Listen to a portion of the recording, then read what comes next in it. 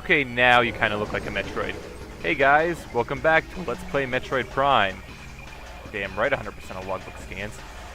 And this should be the final episode. Now we just have to defeat Metroid Prime, which, unfortunately enough, is completely immune to all of our beam weaponry, explosives, and everything else we have. Well, not everything we have. He's stupid enough to drop a pile of Phazon, which allows us to use the other weapon we got from the Omega Pirate, the Phazon Beam. The only issue is we kind of have to locate him first. He will go invisible to where he can only be seen in one visor mode.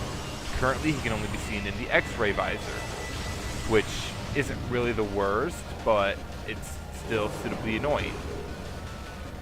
He'll eventually swap around where you can only see him like the combat, thermal, and X-ray. So for this reason, I could say you could theoretically require all the beams to finish this game. And there's my Phazon, and he's right on top of us. Just swap on over to this mode, step in the Phazon, and blow the crap out of him. This fight is not very difficult at all from here on out. It's just more or less jump over his shockwave attack. I don't know why I call it a guy, it's probably genderless. Jump over his shockwave attack and try not to get hit by it in the face, which is not really terrible. There is one other attack that it has, which is to spawn Metroids when it makes Phazon, but that's not, they're just, for the most part, standard. These are, no they're not, they're just, come on Metroid, die. Okay, he's dead. And he is now only visible in the normal spectrum of sight. If I could just lock onto him, there we go. As the fight goes on, he will switch between spawning normal Metroids, Hunter Metroids, and then Fission Metroids. The Ice Beam missile combo works great for the first two, but Fission Metroids are only weak to a certain type of beam weapon, which is why I use power bombs for them. But this is pretty much the majority of the rest of the fight, and as you can see, it's almost over. I enjoy the first half of the Metroid Prime fight. The second half leaves a bit to be desired, admittedly. And hyper mode, and blow off another health bar. I would say just got to do that twice more and he will be defeated. Very easy for a final boss. Maybe just once more. Not really a lot at any rate. And I can just kind of trade hits with him from here on out and be fine. He has almost no health and I have 75% of mine. So, yeah, we're in awesome standings right now. Jump over those energy beams. Come on. Come on. Drop your Phazon so I can kill you. I don't know why you drop Phazon, which lets me hurt you, but drop your Phazon so I can kill you. Maybe he needs to vent the extra Phazon so it doesn't overload him or something. I'm not really sure. These are Fission, aren't they? These are totally Fission Metroids. And I think I just killed them all. Where are you? There you are.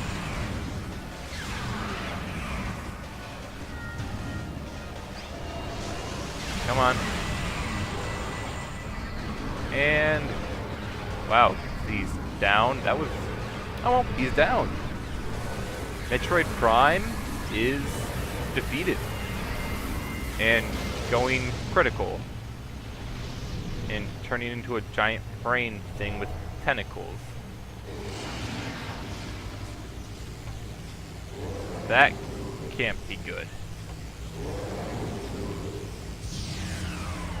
Or maybe it can. It looks like it just sucked all the Phazon that was corrupting Samus' suit right out. So that's no longer needed to be worried, except for the fact that the crater is collapsing. Well, yeah, you can't have a Metroid game without something blowing up. It wasn't a planet this time, but still did pretty darn good.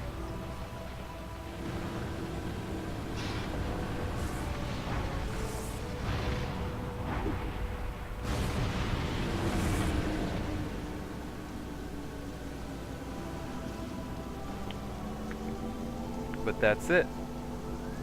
That is Metroid Prime. 100%ed. Woohoo. I really need to decide which I want to have my next project to be. Oh, and standard courtesy for all Metroid games, defeat the game, and Samus will remove some part of her armor. I don't know if it's based on time or item collection in this game. I'm fairly certain Prime 2 it's based on item collection. I think all of the 2D games are based on time, but the 3D games are based on item collection. I would actually have to check that. But here we go with the credits roll. Alright, so let's see. Thoughts on this game. Love this game. Best Metroid Prime game. Hands down. No contest. I would have to say Prime 3 is probably the second best. Prime 2 takes up last, if only because it's got a bit of bad execution in some locations. And I kind of realized at one point that I've more or less, with these first two games, done them in chronological order, since Metroid is the first game that takes place, and then Metroid Prime takes place right afterwards. I could actually keep doing that, because I do intend to do most, if not all, of the Metroid games, eventually. And that's going to take a while. I really do love the Metroid series. I just love this game type in general, how you're basically going around trying to advance further in the world. Like for the boost ball example, you got the boost ball upgrade and you stop and think, where else have I seen half-pikes? Oh, that was that area in the Chozo Ruins, that first room that had a half-pike. I could check that out. I think I passed through one in Town Overworld as well, so let's go back there and check that out. Get those two things, you check out those areas, and it's like, oh, cool. Keep moving on. Got the wave beam. Think, where did I see wave beam doors? You go check that out and see what's behind them. And that's just how it is with every power-up. You get power-up and you think, where have I seen where this could be used at? And then you go back there and check it out. It's just a fluid and dynamic idea for how to explore and just discover more areas. And that's just what I love about these games.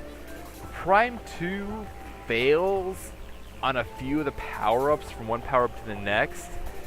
Like for one, where I was basically just floundering about trying to remember where the heck I went in my hard mode quote practice run that I'm currently in the process of doing. I'm actually probably somewhere between 2/3 and 75% done, depending on if I want to go for another 100% practice run on that. I've already 100% of that once. I don't think I've got 100% on my hard run. So I might want to.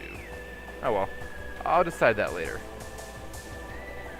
In Prime 3, my only issues with the exploration-based stuff is how it's set up on different planets. And that just kind of, I don't know, it kind of both works and doesn't work for how the system itself works.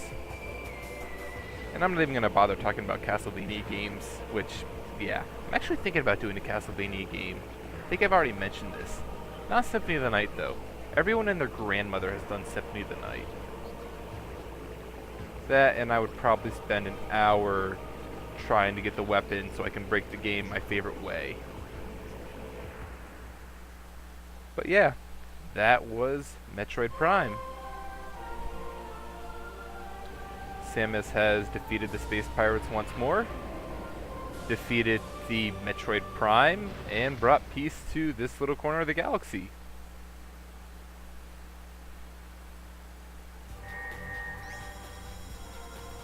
And we have 100%. Wow, 7 hours on the dot. Nice. That was not even trying. I got 7 hours exactly.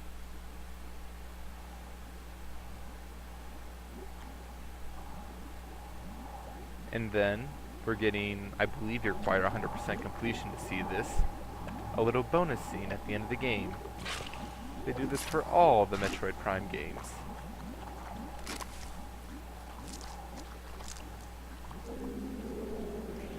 Oh, now. I'm sure that won't come back to haunt us in the next game. Anyway, guys, that has been Metroid Prime. Thank you all for watching. It's been a real fun time. Next time we'll pick up with whatever I decide to let's play next. Maybe Metroid Prime 2, maybe I hold off on it yet. I haven't decided yet. Anyway, I will see you guys all then.